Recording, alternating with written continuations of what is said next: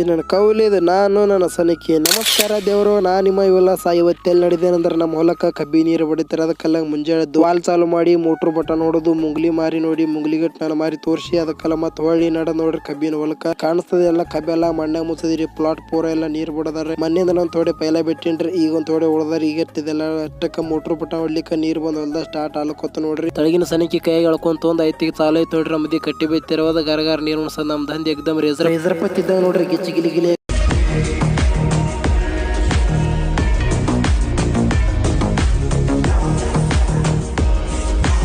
ಒಂದ್ ಚುರುಕ್ ಹಾಡ ಕೇಳಿ ನೋಡ್ರಿ.